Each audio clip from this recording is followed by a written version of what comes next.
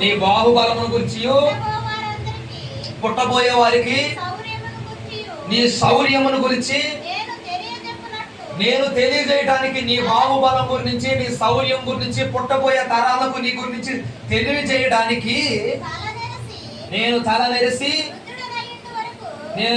నెరిసి ముసలివాడయ్యేంత వరకు నన్ను విడవద్దు. హల్లెలూయా. భూమి ఉన్నంత కాలం బ్రతకాలనేది కొంతమందికి ఆశ. ఎందుకు బతుకుతామో తెలియదు. అవునా? ఈ భక్తుడు ఏమంటాడో తెలుసా?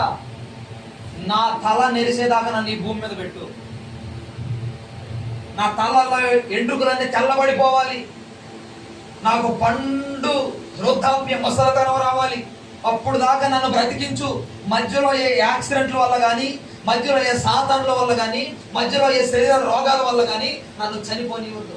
నా తల మెరిసి నేను పండు ముసలితనం మందు, మంచి కాలమందు నేను చనిపోవాలి. అప్పుడు దాకా నన్ను ఉంచు భూమి మీద. ఎందుకు ఉంచాలిరా అంటే, నీ గురించి నేను, నీ బాహుబలం గురించి, నీ శౌర్యం గురించి పుట్టబోయే తరానికి చెప్పాలి నేను. హల్లెలూయా. ఎందుకు ఉంచాలంట ఆయన్ని? పుట్టబోయే తరానికి దేవుడి గురించి చెప్పడానికి. నిన్నెందుకు ఉంచాలి? 100 సంవత్సరాలు వచ్చినా కూడా అయ్యేం కదా, 10 సంవత్సరాలు బతికేటట్టు ప్రార్థన చేయాలి అంటారు. ఈ 100 సంవత్సరాల నుంచి పొడిచిందండి ఏం లేదు. ఈ మరి 10 సంవత్సరాలు ఉంటే మాత్రం ఉపయోగం ఏముంది? నేను సేవకు రాకముందు ఒకటే తీర్మానం, ప్రభువా పనికి వస్తే నీ సేవకు వాడుకో. నీ సేవ చేయించుకోవడం నీకు ఇష్టం లేకపోతే నా ద్వారా నేనుండి ఉపయోగం ఏముంది ఈ భూమి మీద? నేను నీ రాజ్యానికి వచ్చేస్తే నీ దగ్గర తీసుకో.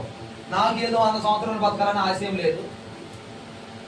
ఇంకొక 10 సంవత్సరాలు బతికించమని కూడా నేను అడగను.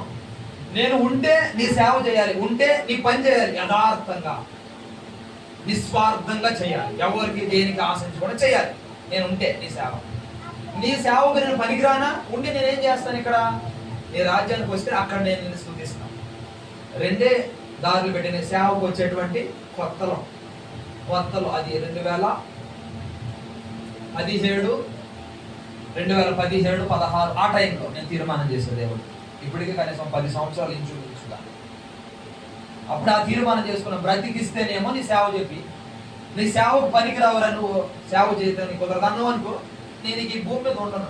ఏదో అలిగిపోయి కాదు, ఈ సేవ చేయట్లేదు అలిగిపోయి కాదు. ముందు ఏం చేయాలి నేను? చెప్పండి, ఏం చేయాలి చెప్పండి మీరు? ఓ పనికి వెళ్ళాలి, సంపాదించుకొచ్చుకోవాలి, తినాలి,